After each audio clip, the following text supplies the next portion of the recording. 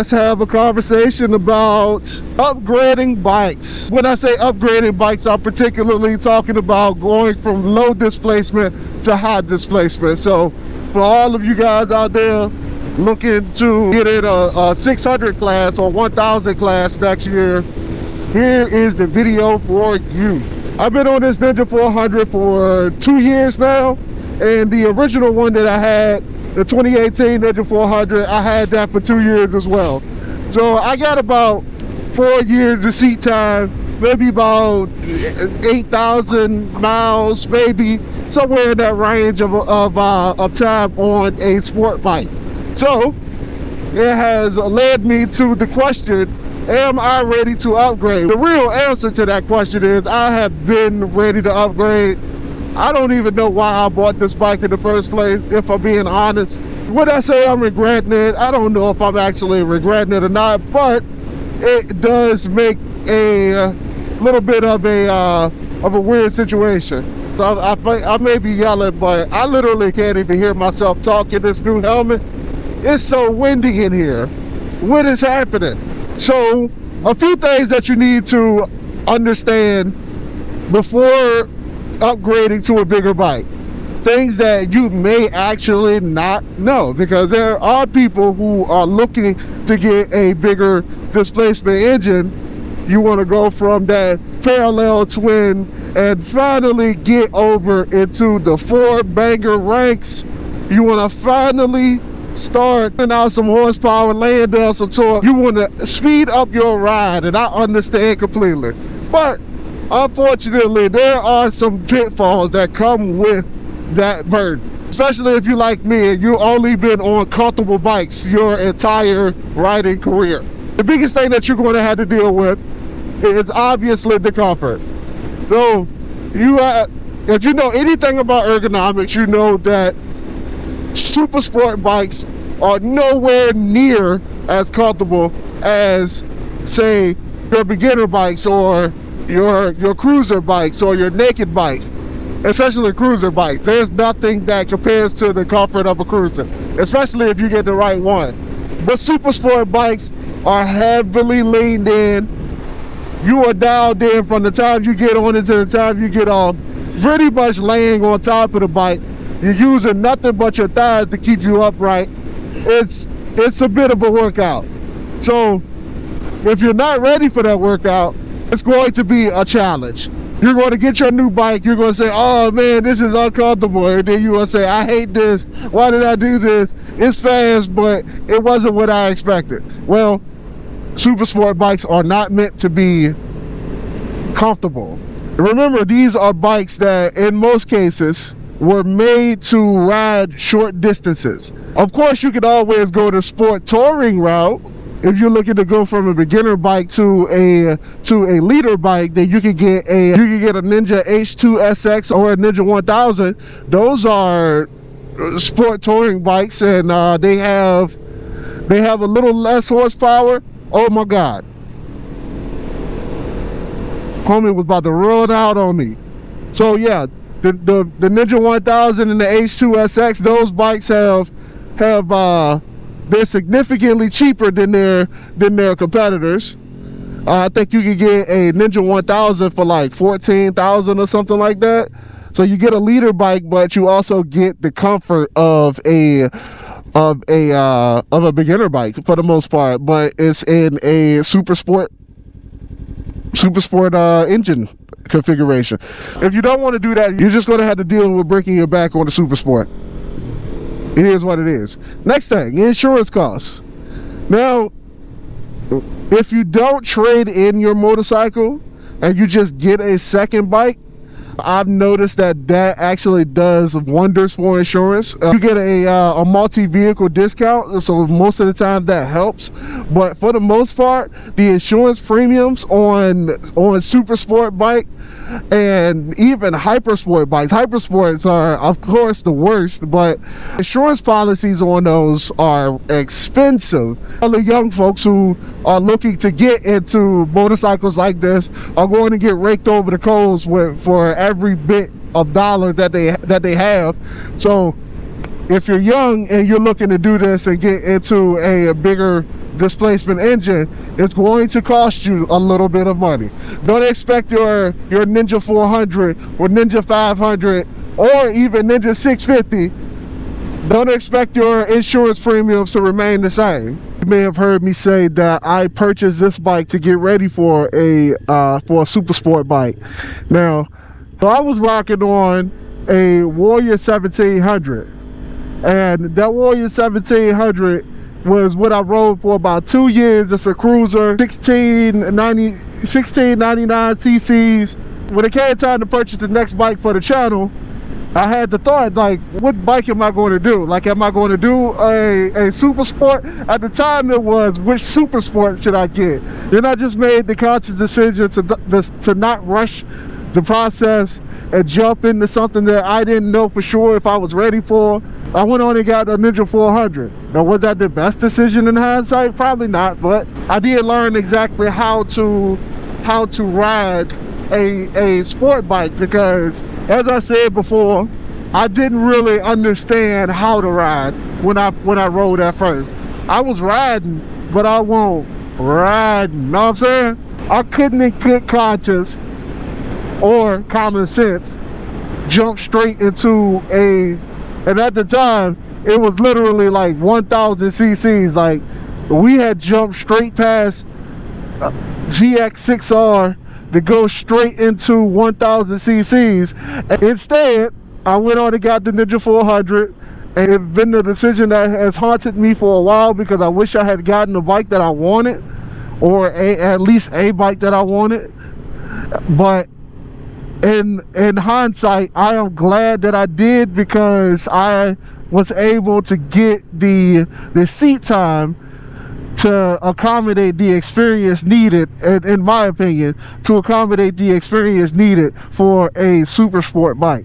You listening to this video, like, you can do whatever the hell you want, so like, it don't really matter. What I'm saying is, don't just jump over into a super sport and think that everything is going to be gravy, it's going to be all willy-nilly. There's going to be some things that you just weren't accounting for. It's inevitable. It's human nature. These bikes are completely different. That this Ninja 400, this beginner bike, is completely different from a super sport.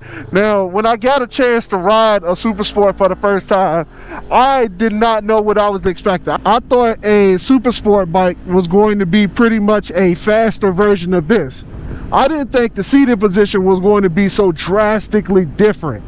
And it was. The seating difference between this and that is completely different. Like, there's no comparison to it.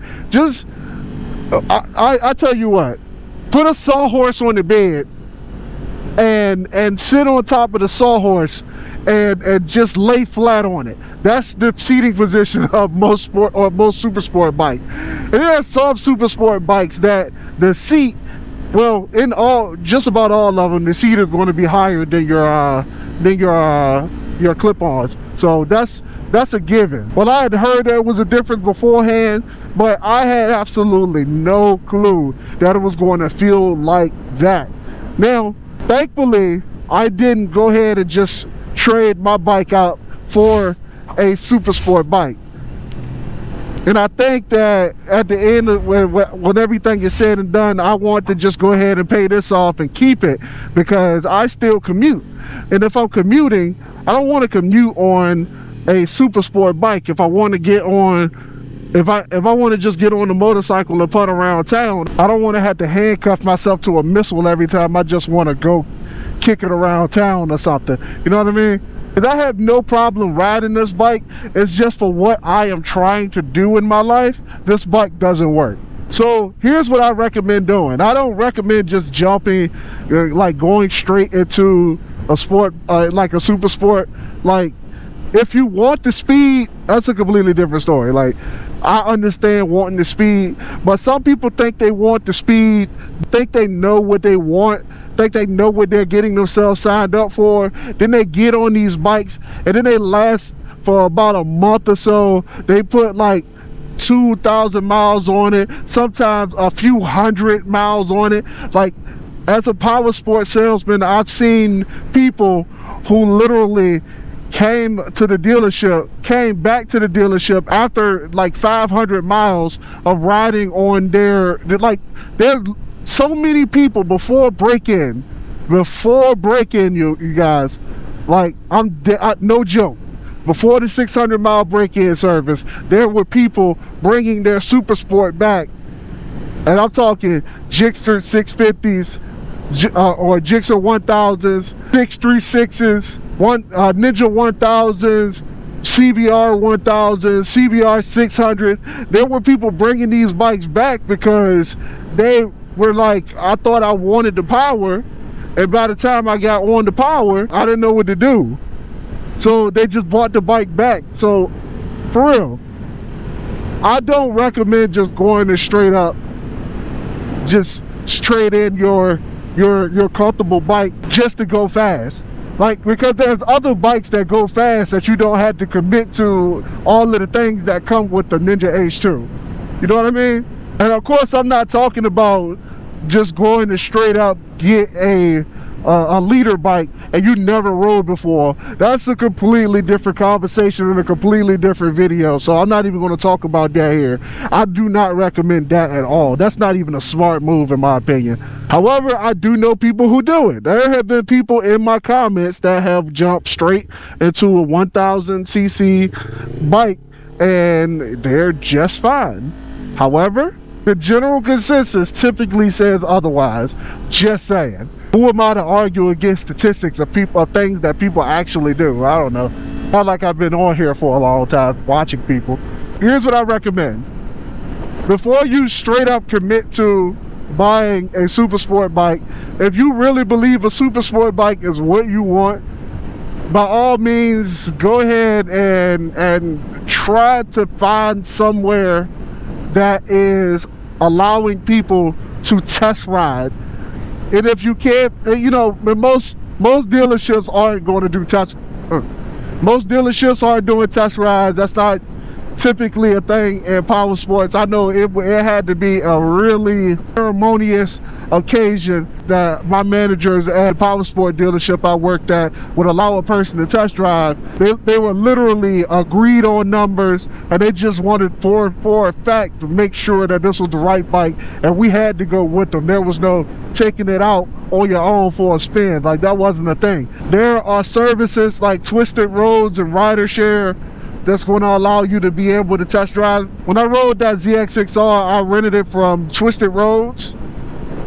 You can use that, Rider Share, or what's the other one? Eagle Ride or something. I can't think of the name of it. I'll put it on screen if I find it. Depending on your location, you may be able to find motorcycles to rent from people.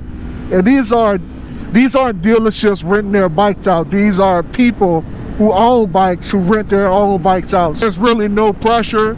You can set it up just like Turo. You set it up, you set your times and everything, your pickup date, your pickup windows and all that other stuff like that, how long you need it for, and then take it back whenever you're done. And you can even extend days while you're riding. This is, this video ain't sponsored or nothing, but my bikes are on Twisted Road and Rider Share. So if you're in the Central Virginia area and you want to rent my Ninja 400, I doubt it, but if you happen to want to, it's here.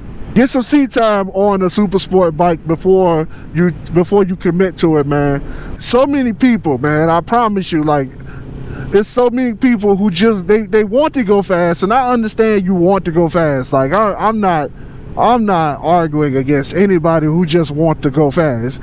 I love it myself, and that's why I ride motorcycles to begin with. If you're looking for fast and comfortable, if in the Kawasaki's, your fast and comfortable bikes are going to be your Ninja 1000s, your Ninja 1000 SX. Your Hondas is going to be the what's that I don't know the Honda thing. Honda, I do know they have one, but I can't think of the name of it right now. Suzuki has the Gixxer 1000 XS or GS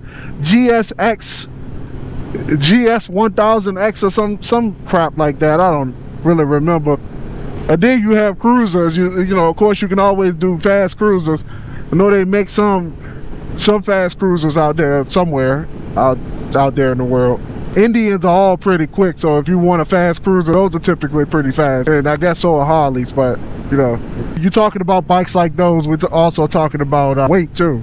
It is not upon me to discourage anybody from doing what they want to do. Like I said earlier, you're going to do what you want to do anyway. I'm just here to be a voice of reason, because I've seen it, man. I've seen it. If you had a negative experience going from a super comfortable bike to a super sport, let me know in the comments. If you've known anybody that couldn't handle the power of a super sport, let me know. Let everybody know. I think we need to have that conversation, because there's a way to do this, man. That's the problem. There's a way to do it. You have to be able to flip-flop, man. I think that's the biggest thing. You have to be able to take something to a super sport bike and say, oh, that input didn't necessarily translate well. Let me go back into the lab to figure it out. Where's your lab at? This is your lab. This is the forgiving side, and then you can take everything back to your bigger bike that's going to dart you off into the atmosphere. And am I saying you need to do this? I am not saying that you need to. I'm just saying it's just better business for yourself. It's like you're just gonna waste money, man. That's the biggest thing. It's wasting time and wasting money.